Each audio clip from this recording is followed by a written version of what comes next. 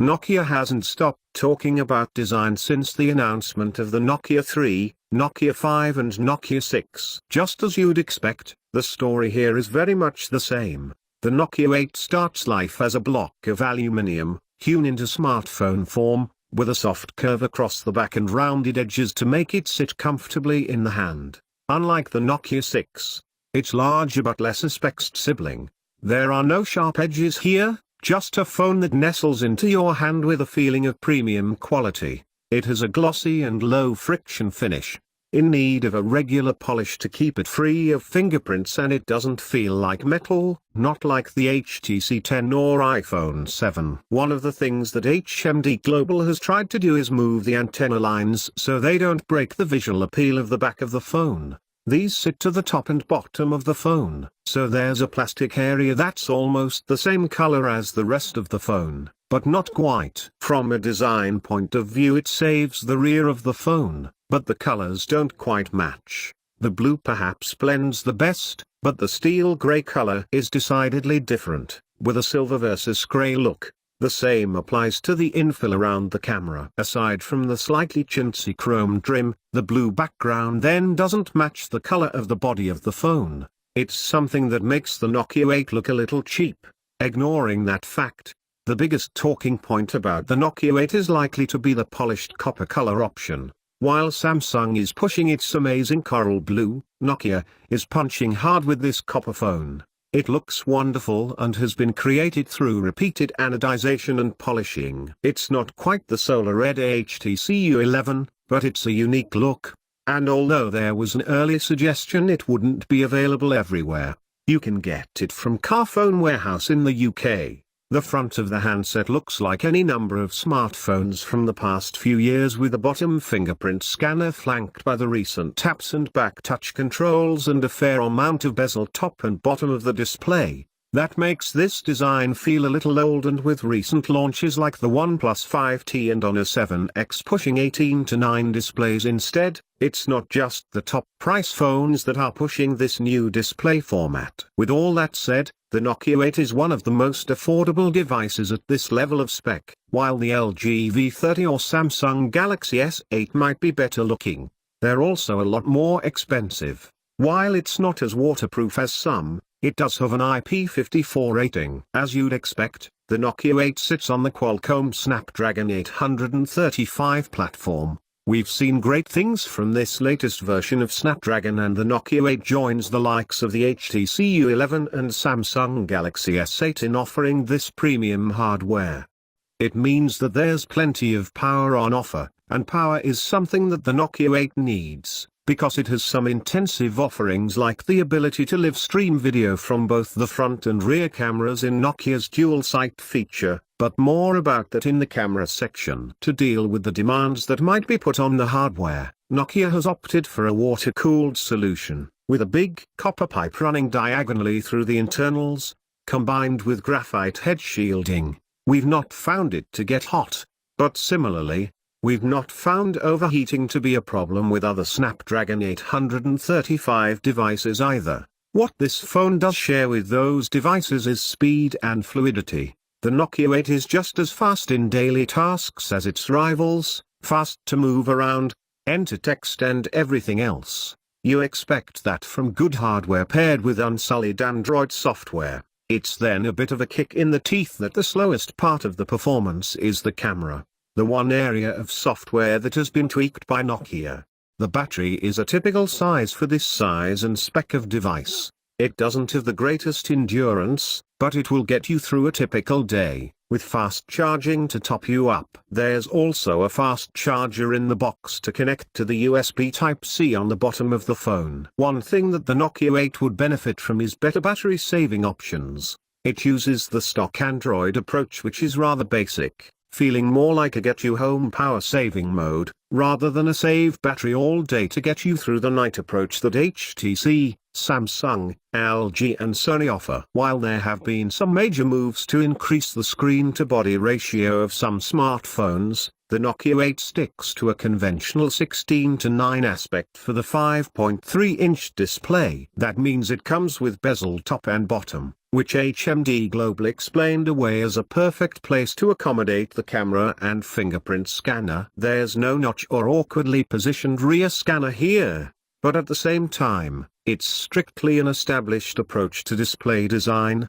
As we've just mentioned the fingerprint scanner, it's worth mentioning that we are happy with the position. Like the HTC U11, it's easy to get to and far better placed than the Samsung Galaxy S8 devices.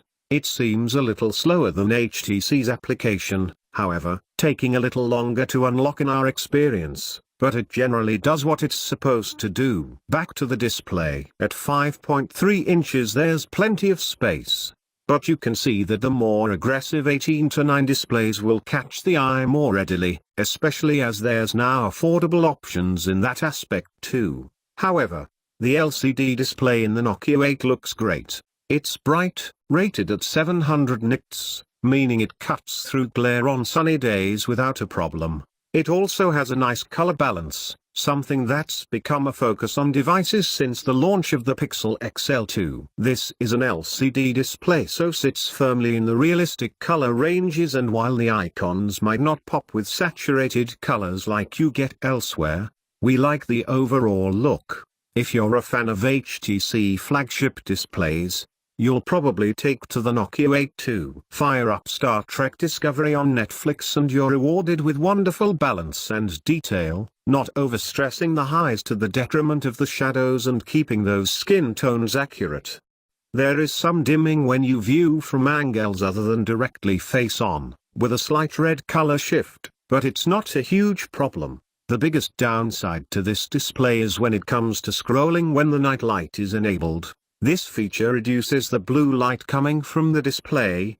It's supposed to be easier on your eyes in the evening, but there's a lot of red ghosting that occurs when you scroll with night light on, which is really noticeable if you're browsing something like Twitter or Gmail in bed. There's also the return of glance screen. Nokia made a lot of noise about glance screen when it appeared on Windows Phone a few years ago, and these days it's pretty common to have some element of an always-on display. It's in the Nokia 8 too, with a section at the top offering the time and some notifications, so you can glance and be immediately informed.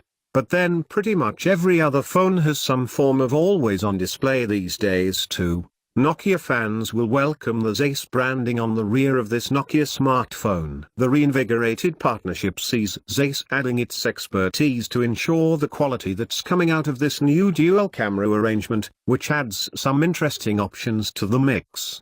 The aim is to get better results no matter what the situation is, with the monochrome sensor being able to pull in details in low light conditions and preserve those without compromising the color information. To be clear, this arrangement of lenses is about quality rather than zoom or wide angle, as you'll find on the LG V30. That sees Nokia walking a line similar to that Huawei and Leica deal, with two sensors capturing the same information, but with dedicated RGB, color, and monochrome sensors. The camera's biggest failing is speed. It's relatively slow to open the camera at times. You double press the camera button and have to wait a few heartbeats for it to open. But it's not entirely consistent. Sitting writing this review comparing the launch times against the Samsung Galaxy Note 8, it seems the same. But when we've been out using the phone's camera, we've often been left standing waiting for it to open.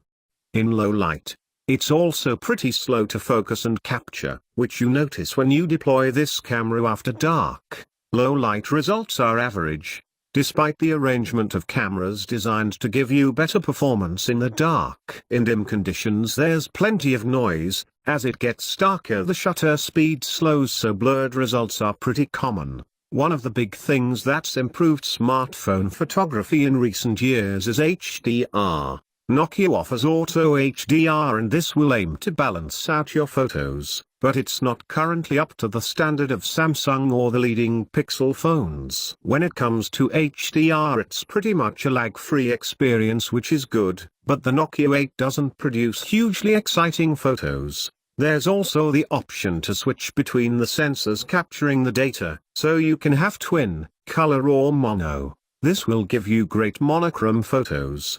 If you feel the need to shoot these without color rather than applying a filter post-shoot, but we haven't really seen the difference between RGB, color, only or twin. If twin is better, why have the option for RGB only? It only adds an option that will potentially confuse.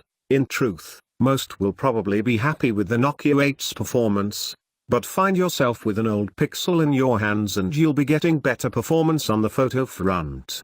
In addition to those rear cameras, there's also a 13-megapixel camera on the front of the phone, and Nokia wants to move beyond the selfie into something it's calling to bothy. In fact, the bothy became the thing that Nokia talked about the most with the Nokia 8 launch, which is a little like Apple reducing its £1,000 iPhone X to talking about an emoji. But that's marketing for you.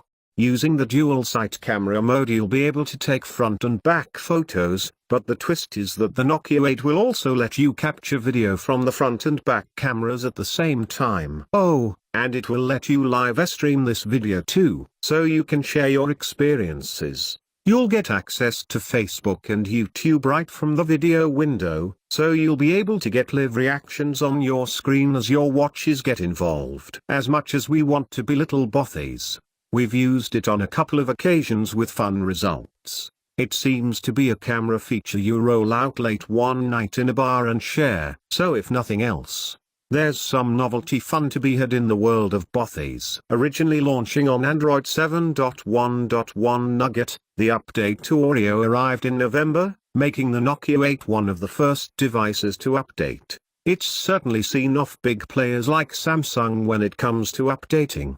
Nokia has also held a good track record of delivering security updates to its devices, and that's a good look for Nokia. In some ways, this positions Nokia as a sort of Android alternative if you can't stretch to a Pixel. There will be more coming in this space as Android One gains more traction. See the recent HTC U11 Life for example. But there are few high-end pure Android handsets outside Google's own. In most cases, manufacturers want to stamp their mark on it. OnePlus, Huawei, and even the fairly clean Moto all make changes to own the experience. For Nokia, that means there's not a huge amount of distinction in the software apart from the camera, which could be better. For Android purists, that's not a problem as there's less to delete from your phone. You can just get on with filling it with the apps you want. We like that position too, because, while there are fewer customization options, Android makes it simple to change your keyboard, launcher and whatever else you want. The Nokia 8's biggest selling point is likely to be that it runs pure Android and that it got on and updated the phone with little delay. That puts this phone in a good software position, so you can enjoy a clutter-free experience with minimal bloat and with plenty of power. The size of this phone is good and there's a lot to like about the build. But there are a few niggling things that we're not completely sold on, like the color variations across the bodywork and the slippery finish. While the display sticks to a 16:9 aspect, its performance is actually very good during daylight hours, while the red ghosting from the night light mode is a little irritating in the hours of darkness. A lot of talk was put into the Zeiss camera experience of the Nokia 8, but it doesn't really shine. While bothies can be a bit of fun, this isn't a star performer. It's rather average and at times the camera software can be slow too. It takes perfectly good daylight shots. It just doesn't quite wow. But you do get a lot of phone for your money in the Nokia 8. It's flagship spec, but it's not quite cutting it with the big boys when it comes to the overall flagship experience.